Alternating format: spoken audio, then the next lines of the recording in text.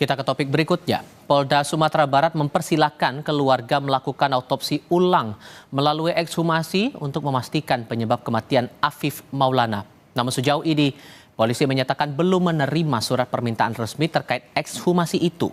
Polda Sumbar tidak keberatan dan mempersilahkan pihak keluarga Afif Maulana, pelajar yang tewas pasca penertiban aksi tawuran di Jembatan Kuranji, Padang, Sumatera Barat 9 Juli lalu untuk melakukan autopsi ulang melalui ekshumasi atau pembongkaran kembali makam. Polisi tidak keberatan untuk melibatkan pihak luar dalam proses autopsi ulang itu demi transparansi dalam prosesnya. Namun hingga kini, polisi mengaku belum menerima surat permintaan resmi dari pihak keluarga terkait ekshumasi itu. Terkait dengan otopsi ulang sampai saat ini kita belum ada permintaan. Ya HP Apip itu sudah bisa kita buka, kemudian sudah diperlihatkan. Sedikitnya sudah ada yang ditampilkan terkait data-data yang ada di HP-nya Apip. Sebelumnya pihak keluarga Afif Maulana setuju untuk melakukan autopsi ulang melalui ekshumasi atau pembongkaran kembali makam Afif. Keluarga merasa ada yang ganjil atau yang janggal dalam pernyataan dokter forensik yang menangani autopsi pertama Afif. Meski belum ada kepastian waktu pelaksanaan, ekshumasi akan dilakukan secepatnya dengan mengandalkan tim kedokteran di luar institusi polisi.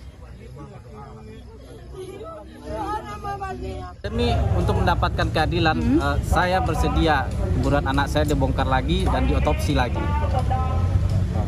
Terima kasih ya, Bang.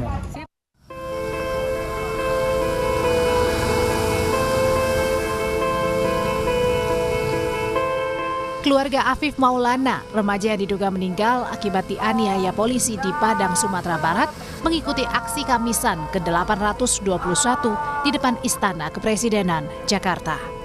Dengan membawa foto Afif, keluarga menuntut keadilan untuk penanganan kasus kematian Afif. Keluarga mengaku resah karena permohonan penuntasan kasus kematian Afif tak pernah ditanggapi pihak kepolisian. Kami juga tidak percaya dengan kepolisian, makanya kami ke sini ingin meminta bantuan dan dukungan dari semua pihak yang bisa mendukung kami dan peduli dengan anak kami. Dan kami harap kami bisa mendapatkan keadilan untuk kematian anak kami yang tidak wajar. Dan saya harap polisi bisa bekerja dengan terbuka mengusut kasus anak saya. Dan Pak Kapolri dan Presiden juga bisa turut membantu kami untuk mengusut kasus anak kami dengan benar dan jujur. Sebelumnya keluarga Afif didampingi LBH Padang telah mengadukan Kapolda Sumatera Barat Irjen Suharyono ke Propam Mabes Polri terkait dugaan pelanggaran etik di kasus pengusutan kematian Afif Maulana. Melalui klarifikasi pernyataan Kabid Humas, Kombes Dwi Sulistiawan, Kapolda Sumbar menyatakan siap menghadapi semua laporan tersebut karena semua penyidikan sudah sesuai aturan dan fakta yang ditemukan. Pagi kebetulan Bapak Kapolda menerima audiensi dari LPSK. Disinilah Bapak Kapolda menyampaikan bahwa Bapak Kapolda dilaporkan dan siap menghadapi laporan tersebut. Karena memang dari awal terjadinya kasus ini sampai detik ini Bapak Kapolda selalu berbicara sesuai dengan fakta, sesuai dengan data, dan sesuai dengan petunjuk yang ada. Jadi Bapak Kapolda tidak ngarang-ngarang. Afif Maulana ditemukan meninggal dunia di Sungai Batang Kuranji, Padang, Sumatera Barat, Minggu 9 Juni 2024, diduga dianiaya aparat polisi. Polda Sumatera Barat berjanji mengungkap seterang-terangnya misteri kematian Afif Maulana dan tak ada yang ditutup-tutupi. Tim Liputan, Kompas TV. Kasus kematian Afif Maulana, pelajar 13 tahun di Padang, Sumatera Barat belum menemui titik terang. Keluarga mengajukan autopsi ulang terhadap jenazah Afif untuk mengetahui penyebab kematian. Keluarga yakin anaknya meninggal bukan karena terjatuh seperti penemuan dari polisi. Untuk mengetahui perkembangan kasus ini sudah bergabung bersama kami Ketua Harian Kompolnas Beni Mamoto dan Wakil Ketua Advokasi YLBHI Jakarta Arif Maulana. Selamat sore semuanya, apa kabar? Selamat sore, kabar Terima kasih baik. sudah bergabung bersama kami. Pak Beni, keluarga masih meyakini bahwa ada dugaan penyiksaan terhadap anak mereka, Afif Maulana ini. Tapi sejauh ini dari perkembangan penyidikan yang Anda cermati dari polisi, apakah indikasi itu terbukti? Jadi perlu kami sampaikan bahwa kami pada saat itu turun bersama-sama dengan Komnas HAM perwakilan Tuban, kemudian KPAI, Deputi Kementerian PPPA, kemudian juga dengan beberapa pihak yang lain dari pemerintah daerah setempat.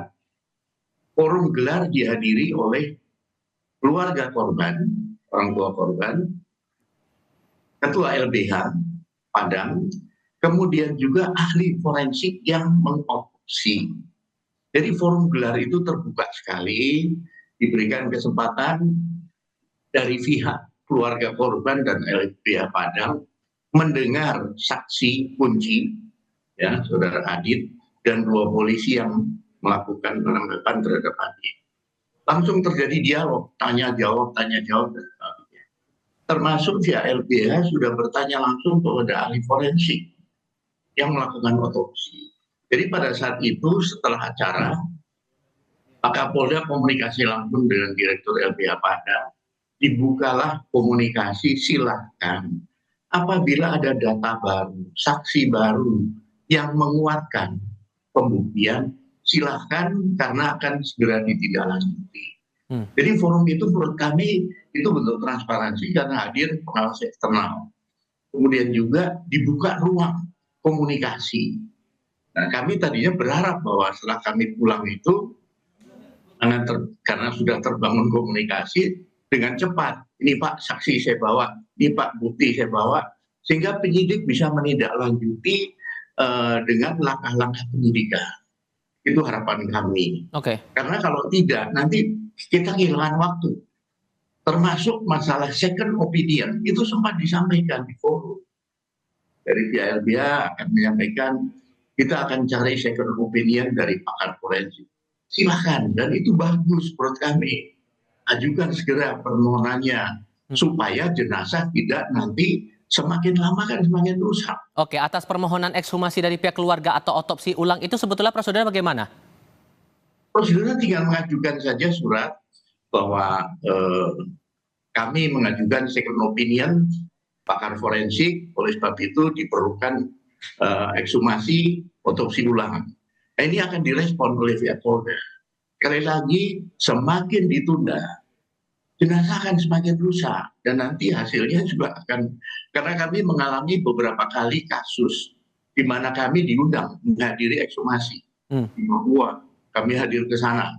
Bagaimana ekshumasi dilakukan. Di sana untungnya, jenazah sudah hampir 1 tahun itu masih bagus.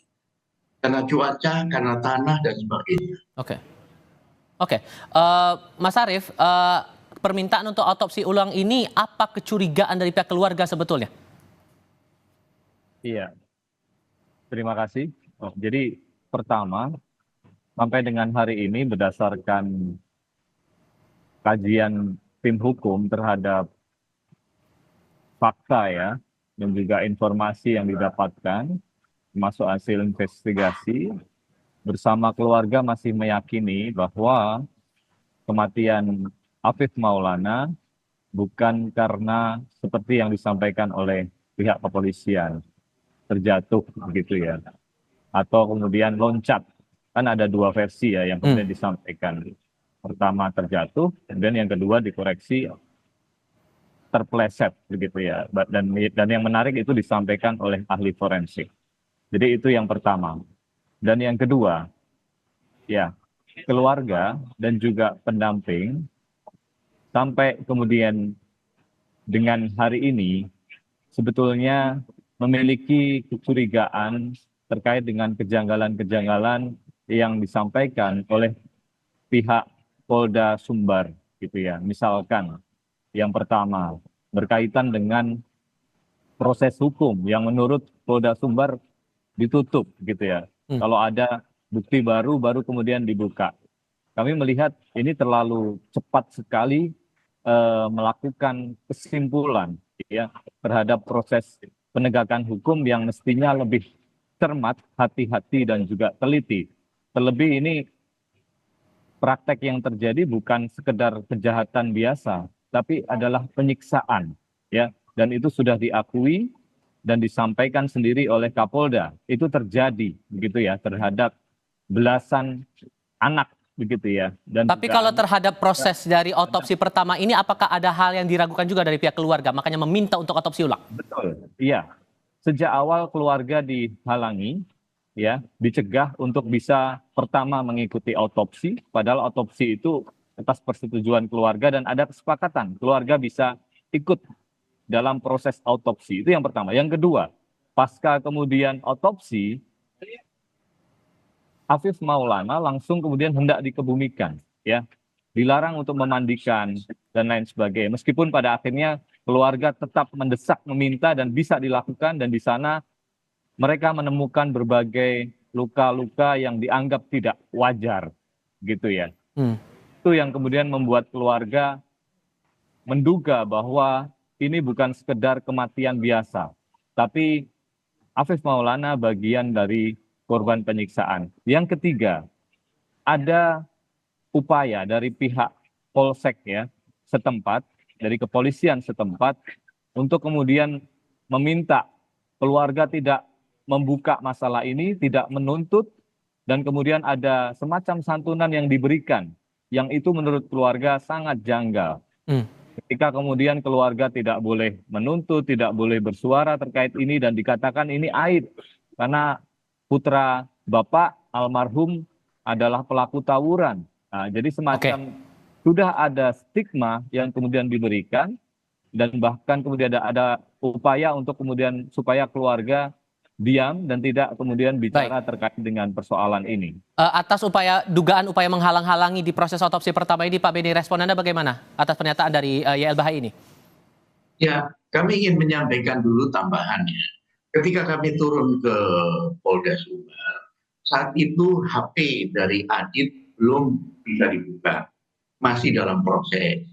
Nah, kami kemarin dapat informasi bahwa HP itu sudah dapat dibuka kembali, kemudian isinya itulah yang nanti bisa menjelaskan lebih terang peran dari masing-masing, baik Adit maupun Afif. Nah, ini menurut saya, demi transparansi menurut kami, hal ini perlu disampaikan atau dipaparkan kepada keluarga, kepada penasihat hukum. Ini loh hasil scientific crime investigation seperti ini. Sehingga nanti satu-satu isu ini bisa dinetralisir. Terlibat tawuran nggak sih? Anggota grup nggak sih? Itu terjawab semua di hati. Sehingga dengan satu persatu bisa terjawab, ini tidak kemudian menjadi isu liar. Kami tiap hari terima pertanyaan WA, entah dari media, entah dari teman, entah dari mana, dari pegiat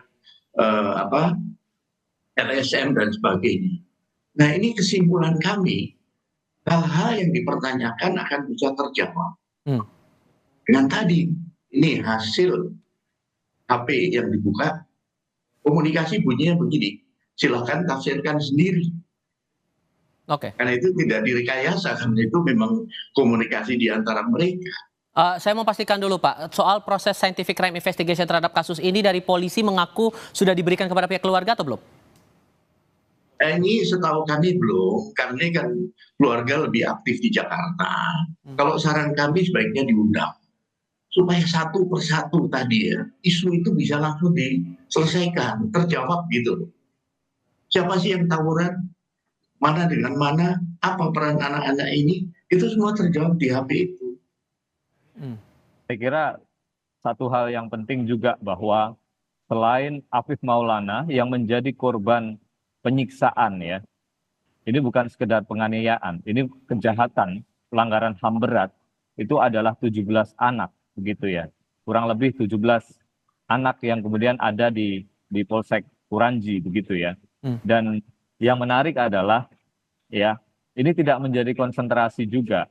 Jadi penting untuk memperhatikan bahwa ada praktek penegakan hukum yang kemudian dilakukan secara tidak sesuai dengan prosedur hukum, dan bahkan kemudian melakukan pelanggaran hukum yang berdampak pada korban yang itu juga merupakan kelompok rentan anak. Saya kira ini penting. Dan yang lain lagi adalah, kenapa kemudian keluarga korban itu sampai ke Jakarta, mereka memperjuangkan ya transparansi berkeadilan, bagaimana apa yang disampaikan oleh Kapolri, proses hukum terkait dengan pengungkapan kasus Afif ini memang sejak awal tidak, kita melihat belum lah, dan tidak transparan begitu ya. Ada semacam upaya menutup-nutupi fakta.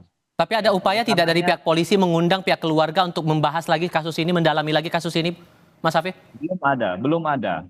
Makanya ketika Pak Benny Mamoto dari Kompolnas hadir, ini kan ada perubahan sikap dari Polda Sumbar. Awalnya mereka bersikukuh bahwa proses hukum terhadap seluruh anak itu sesuai dengan SOP, tidak ada pelanggaran, ya, bersikukuh demikian, dan kematiannya wajar.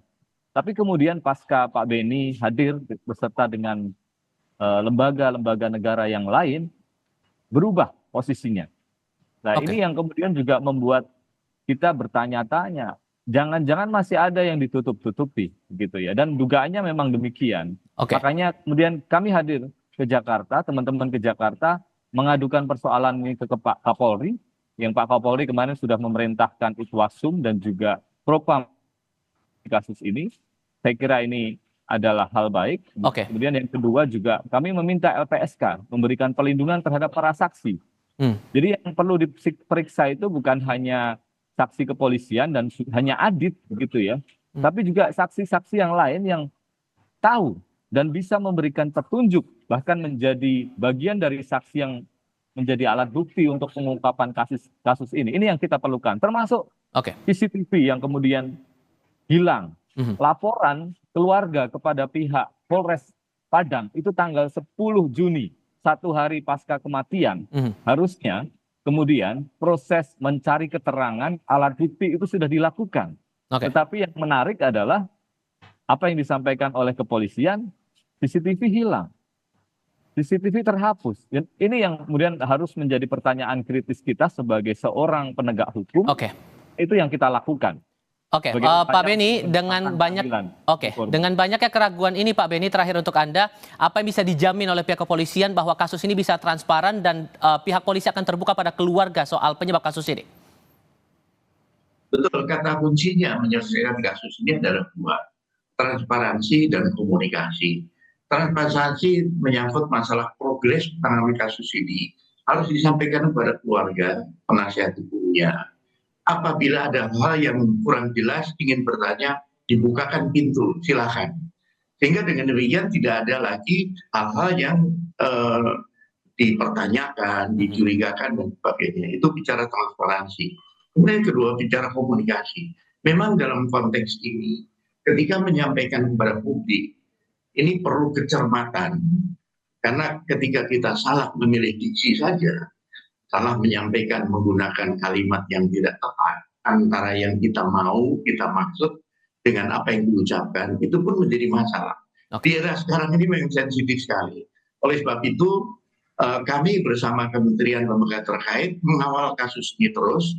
Kami terus berkomunikasi, masing-masing menyampaikan progresnya. Jadi ada yang sudah mendampingi anak-anak yang 17 itu, bagaimana untuk pendampingan secara psikologis dan sebagainya. Nah, kami secara bertahap juga terus memantau. Contohnya kemarin kan sudah dapat masukan, Pak sudah dibuka HP-nya, oh bagus, kalau gitu nanti hasilnya sebaiknya ini kalau saran kami dikomunikasikan kepada keluarga.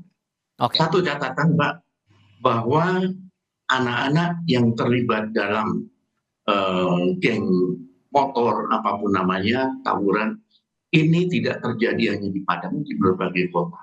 Oleh sebab itu peran orang tua menjadi penting, pengawasan terhadap mereka ketika keluar malam hari menjadi penting. Karena ini sudah dipetakan oleh pihak kepolisian di beberapa kota yang lain. Tapi yang penting juga adalah transparansi di balik kasus ini yang masih terus diusut juga oleh Polda Sumatera Barat. Pak Beni Mamoto, terima kasih. Mas Arief, terima kasih banyak sudah berdiskusi bersama kami. Selamat sore semuanya. Terima kasih. Terima kasih.